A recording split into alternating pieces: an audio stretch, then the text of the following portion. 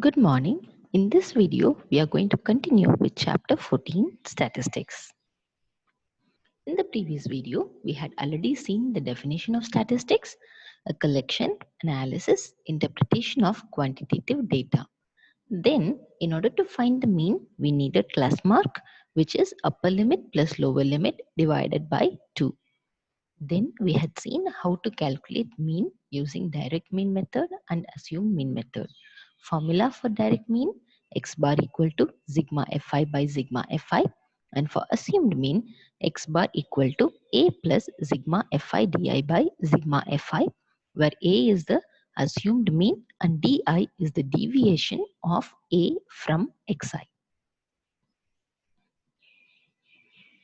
This is what we had seen in the previous video for assumed mean method.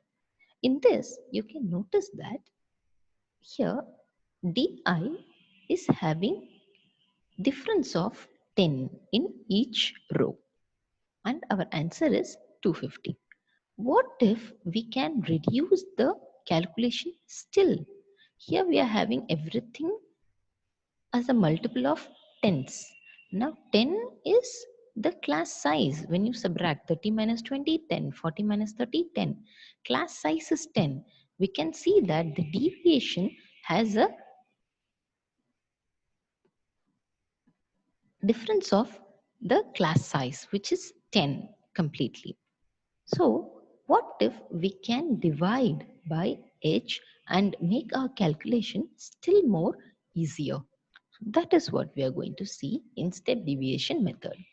So we are going to consider ui, which is equal to xi minus a divided by h. We already know xi minus a is our di deviation. We are going to divide that by the class size h. So let u bar equal to sigma fi ui by sigma fi. So d bar will be equal to sigma fi into, instead of ui, we are going to substitute xi minus a by h. Multiplying inside, 1 by h can be taken outside.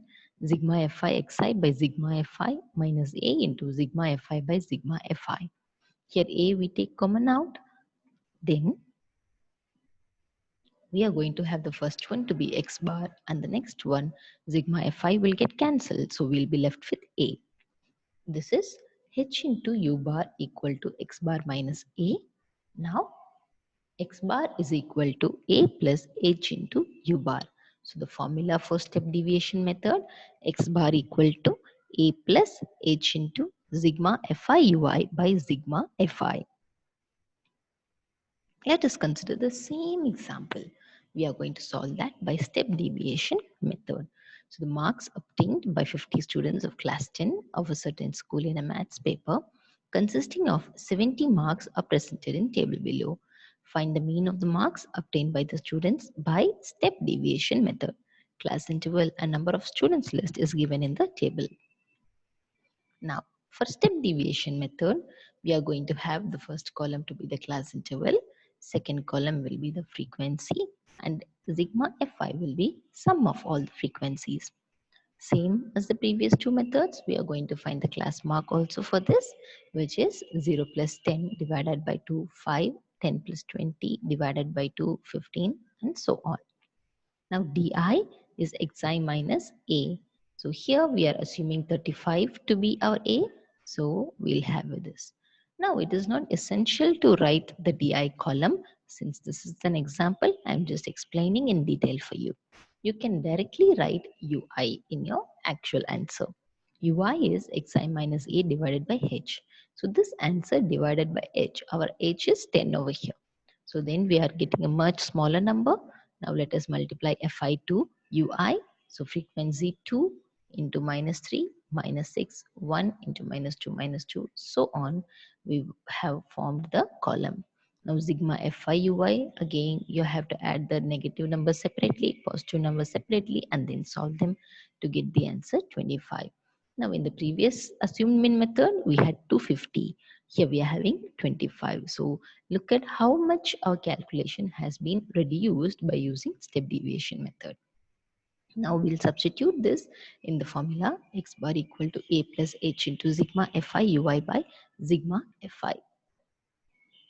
So x bar equal to 35 plus 10 into 25 by 50, which would be 5. So the answer is 40. Now what do we see from all this? For all the three methods, we are going to have the same answer. The only difference is in the calculation. Now let us see exercise 14.1, question number 5. In a retail market, fruit vendors were selling mangoes kept in packing boxes. These boxes contained varying number of mangoes. The following was the distribution of mangoes according to the number of boxes. Find the mean number of mangoes kept in a packing box. So number of mangoes and number of boxes is given to us. Now notice one thing, they are not continuous. The intervals are not continuous here. 50 to 52, then 53 to 55, 56. There is no continuity over here. So you have to notice that first in the question. Now, for that, we are having the interval frequency. Sum of the frequency is 400.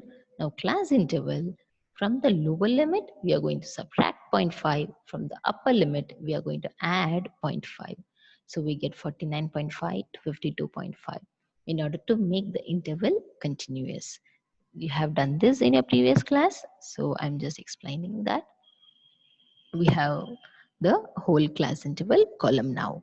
With this data, we are going to find xi. Then the middle number will be taken as our assumed mean. Ui will be minus 2, minus 1, 0, 1 and 2. FIUI, we are going to multiply frequency and ui.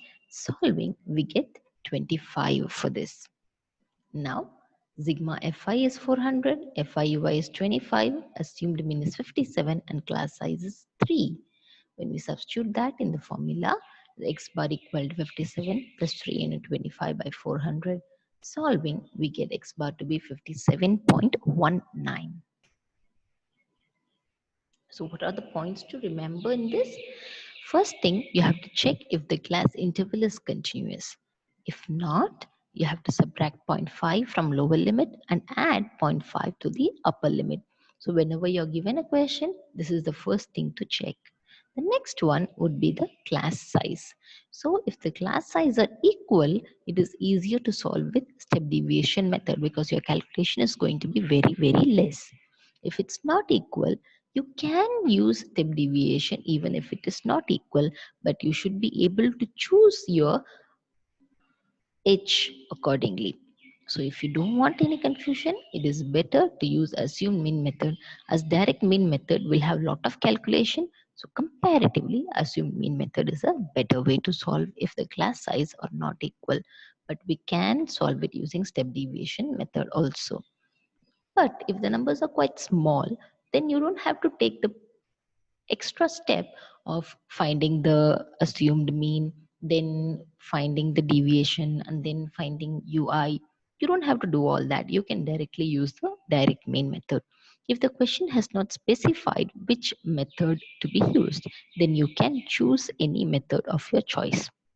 There's nothing wrong with that. So accordingly, you will choose the method and solve. These are the points to remember whenever a statistics question is given to you for finding the mean. And for finding the missing frequency, you can use any of the three methods. You are going to get the same answer for all the three methods. So the step deviation method will be convenient to apply if all the DIs have a common factor. The mean obtained by all three methods are the same. Assumed mean method and step deviation method are just simplified forms of direct method. That is why we are not having any change in the answer. Now let us move on to the next central tendency, mode. You have already seen this type of question. Here in this table, clearly 2 is the number of wickets taken by the bowler in the maximum number of matches, which is 3. So the mode is 2 over here. See, here the maximum is 3. So 2 will be our mode. Now, whenever we are having a grouped data, how to find the mode? Model class is the class with the maximum frequency. Mode is the value inside the model class.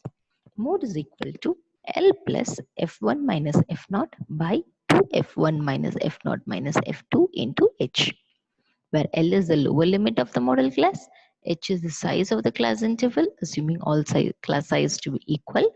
F1 is the frequency of the model class. F0 is the frequency of the class preceding the model class. And F2 is the frequency of the class succeeding the model class. So let us see an example. A survey conducted on 20 households in a locality by a group of students resulted in the following frequency table for the number of family members in a household. Family size and number of families are given to her in the table. Now the solution, here the maximum class frequency, which is the maximum 8. So the corresponding class is 3 to 5. So the model class is 3 to 5 for us. Now the lower limit of this is 3 and class size 5 minus 3 is 2. Frequency of the model class is F1. F1 is 8. F0 is frequency of the preceding class. That means the previous one, 7. And F2 is the frequency of the class succeeding the class. F2 is 2. Substituting in the formula, mode is equal to L plus F1 minus F0 by 2F1 minus F0 minus F2 into H. Substituting the values, we get the mode to be 3.286. Now, what if your maximum frequency is the first data? Then what would be your F0? 0. What if your maximum frequency is the last data? Then your F2 will be 0. So if it is first or last, accordingly your F0 or F2 would be 0. And then you will proceed with your normal calculation. Now exercise 14.2, question number 6. A student noted the number of cars passing through a spot on a road for 100 periods, each of 3 minutes, and summarized it in the table given below.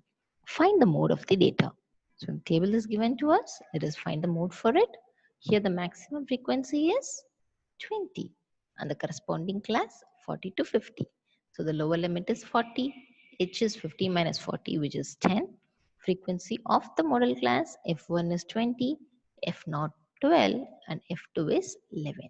Again, substituting it in the formula, we get mode is equal to 44.7.